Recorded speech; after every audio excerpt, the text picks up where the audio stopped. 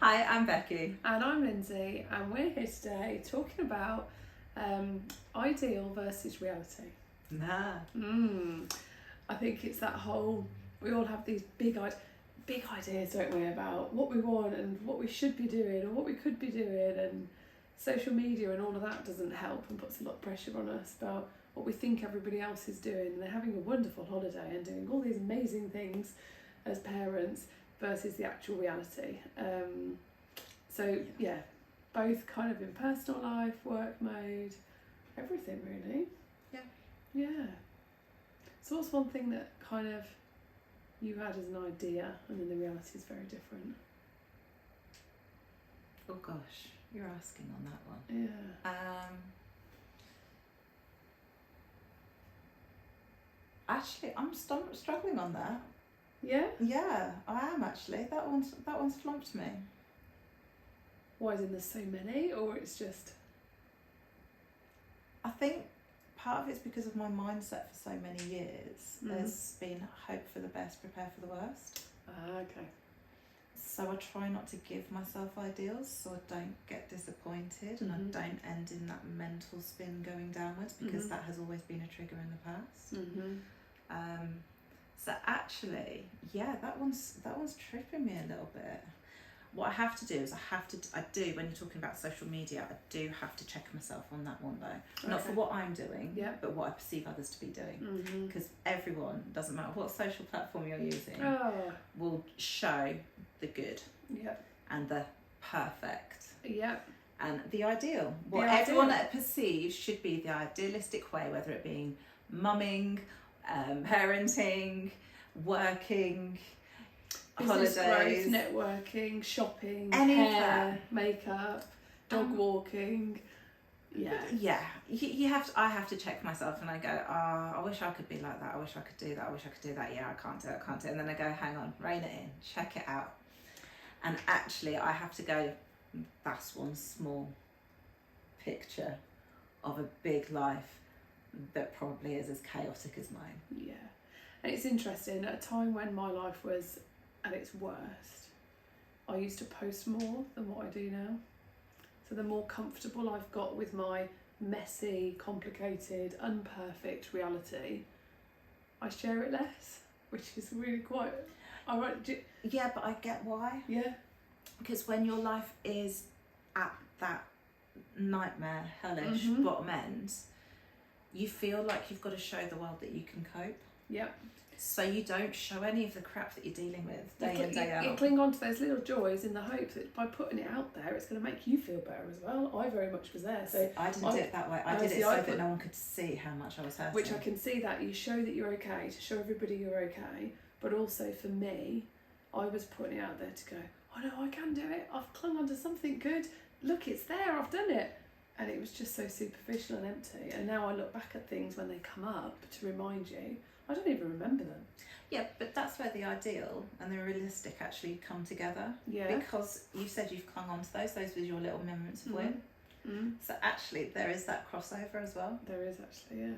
I hadn't thought about it like that. Like that. No, but I've never thought of it like that either. And actually that could be what someone is doing. Yeah. And actually when you see those perfect moments, actually are they really struggling, and is this their way of just trying to cling on and to make sure that they can get through to the next one? Yeah. So rather than judging the other way, thinking actually taking the time, and it's that perceptions again over what is your ideal and what's the reality, and looking at other people's as well, because it's going to be different. And I think and I think now when I don't share as much and I'm a bit more protective of my world, it's because I am very much in it and feeling it and accepting of it, and so there isn't a need to validate it. And I think there is that idea of you're always striving for the ideal and that validation that you've made it and done okay, or as soon as you stop looking for that, the reality becomes more joyful. It's all about the filters. Yeah. And I think if we talk about ideal versus realistic, then actually the filters is the ideal. Yep. But the ideal isn't attainable. Oh, 100%. So actually the realistic is setting yourself those idealistic goals where they are the Disney version of stuff. but then actually check yourself in and go, right, so that's what I'd love to do. Yeah. Is it realistic, and what do I need to do to make it realistic? Yeah, and I think it is important to have those Disney goals. Oh, so important. So important. I think whether you're talking about business, yourself, your own academic journey, your creative journey, whatever journey it is, you need them. You need those Disney goals. We've all got Disney goals because do you know what? Somewhere along the way, you'll get a little bit of that Disney dropped in. There'll be little elements of it that will just be absolutely magnificent. So it is important to have those Disney goals, but from those Disney goals, you can step back and find all the other bits that actually are the realistic goals. And then I think on the other side of it, you set out with those Disney goals, you set and you get your reality of what you're going to do, and then you start on your path to do it, and then you change and you evolve. And then that change, your goals change and evolve. And yesterday we sat down and made a difficult decision to take something out of the business that has been in the business. The reason the business was set up. To start with, because... Which is really weird, yeah. And it's what we were both passionate about. But things evolve, and we've got to look at our own capacity and what's working, and if we do it in a different way. And that decision was made, and the ideal would to keep it all, to do everything and keep everything going. But you can't always keep everything going, and the reality is you have to sit down and sometimes take stock and let go of things that aren't working as much now as what they were before, or just because you're passionate about it doesn't always mean you can keep going with it. Exactly. The reality is being brave enough to let go of the things that aren't working, and I think that crosses over everywhere. People around you, letting go of the people that aren't good for you, the negative relationships, negative circles, negative activities, the habits that are detrimental, letting go of those, changing them. But I'm going to flip everything we've just talked about, because we've said, yes, stick with the Disney. It doesn't matter having a little bit of Disney. Yeah. I think you always need to start with the Disney, and you need to always start with the ideal, because if you start with the realistic, you're never going to grow. True. Because you won't push yourself out of that comfort zone, because you haven't got that reach to strive for, because it's realistic, and when you're making those goals, it keeps it very much within this little circle rather than the bigger one. 100%. You need that, because that's your push, that's your drive and your motivation. It's your end goal, it's your journey, it's your holiday point, your Disney, your sitting on the beach. But it's important that, but it's that doesn't stay the same either. You let that evolve. You let the Disney evolve, because it has to keep going, and there has to be some acceptance that in some ways... Not all the time. No. Because you can have a big old goal which doesn't change. Yeah, okay. Your path to it may change. Yeah. And move. Yeah, but what if you get a Disney goal? Then you set yourself another one. You set another one. So it's having that. You have to be able to make something that you can reach, so you have that moment of success and achievement, especially if it's one that really stretches you. Like if we get this bid through in January, that has stretched us like no end. Yeah. But oh my gosh, are we going to celebrate? Yeah, we're going to have a massive, and then we'll go, oh my God, what's next? Yeah. But it is that, and that is a Disney goal. Oh, 100% Disney goal. And we never thought that Disney goal would even come to fruition. So the fact that we're actually at a point where we're waiting for that end step is a big thing. It's massive. And you go, it also it doesn't matter if we don't get it, because we've tried and we've done our best and we've tried to do it. And along that journey, we've made so many other connections and so many routes and growth for the business in different ways. So it hasn't been pointless. And it's this whole, if you don't get the Disney goal, it doesn't matter. It doesn't matter if you don't reach it, because along the way, you've gained so much other stuff as well. And I think that's kind of the same when you see students that have the Disney ideal of where they want to go, which institute they want to go to, where they want to end up and what course. Yeah. And they have that dream, they go for it. And that's great to work towards that, but you've not got to dismiss the other options along the way as well. And it's actually been really interesting. I worked with a student, she's just gone off onto her 3-year this year, and she's at Lanes. But her Disney was arts. So when she went looking round, she dismissed arts. It wasn't the place for her. Interesting. So it's making sure that, yeah, you can have your Disney goal, but that's where the realistic and that realism needs to come into it, because actually once you research it, yeah, and you take those steps of moving towards it, you still have to check in. Yeah. And just keep an open mind on the route. Always, because if you have that tunnel vision towards this ideal all the time, you'll miss the little wins along the way. You'll miss the joy. You'll miss the opportunities. You'll miss the wiggly path to get there, which may be a more exciting. But not just that. If you keep it tunnel vision, you'll come to a hurdle which is insurmountable. Oh yeah. And at that point, you give up. Yeah. And then it's a disaster. And that's why the tunnel vision. It's not just about missing the other things along the way. It's actually you're setting yourself up to fail. Mm-hmm. And you can't do that. You have to have that open mind, so that when you come across a roadblock or some kind of thing that's a deterrent, you can either see, do I need to help to get over it, or do I need to just go backwards and find another path? Yeah. Sometimes you can find a path from that point. Sometimes you have to go back. Yeah. And there's nothing wrong with doing that either. And it might be you end up diversifying in a business sense. You might really go off on a tangent somewhere along the way, and then come back to that idea 3, 4, 5, 10 years down the line. You've got that goal, and you've just gone round, and you still get it, and that's okay.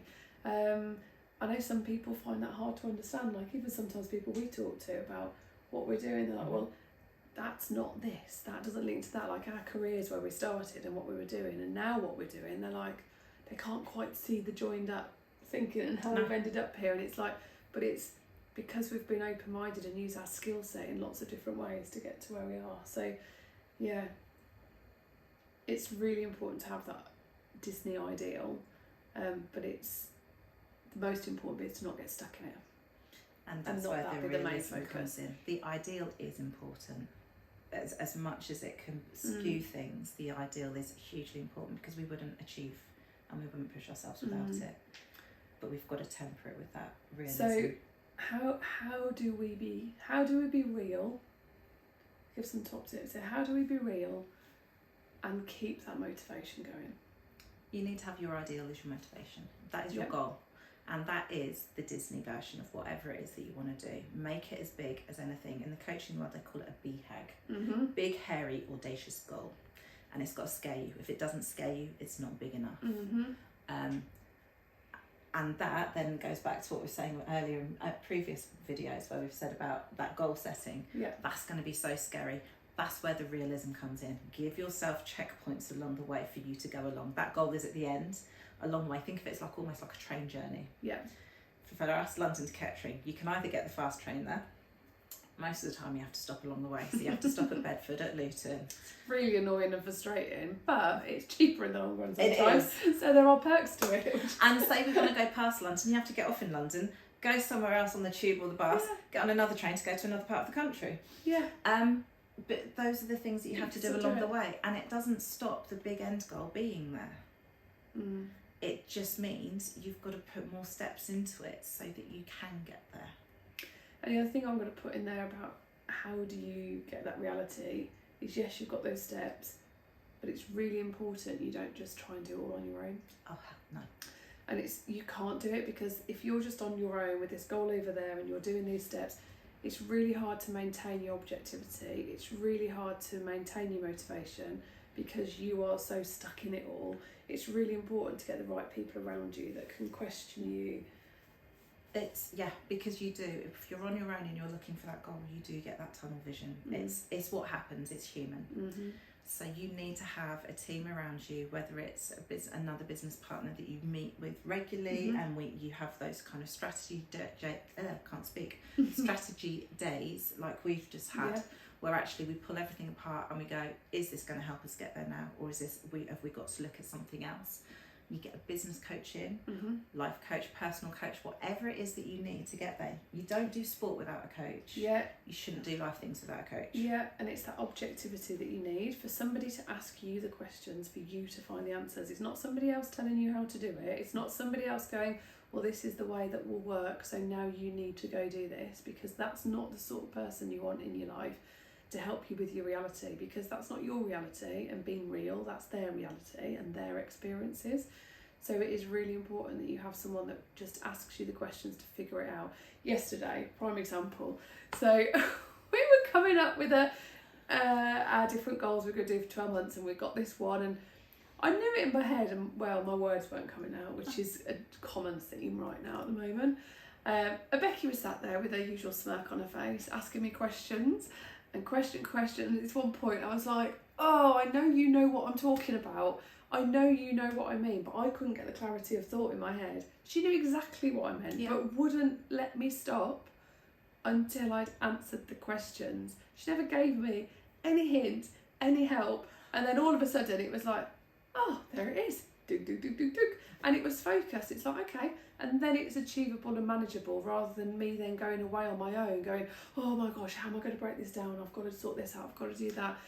Because we just broke it down together, and it was like chunk, because she understood me enough to know what I needed, but wasn't going to give me the answers. And so in having the reality and keeping grounded, it's so important you find people that help you find the answers for yourself and what your reality is. And it could be that they will help you down a road, and the answer is actually something you weren't expecting, or you give the answer that you were expecting, and actually vocalising it yourself rather than someone else voicing it, and you hearing the words come out of your mouth, you go, that ain't right.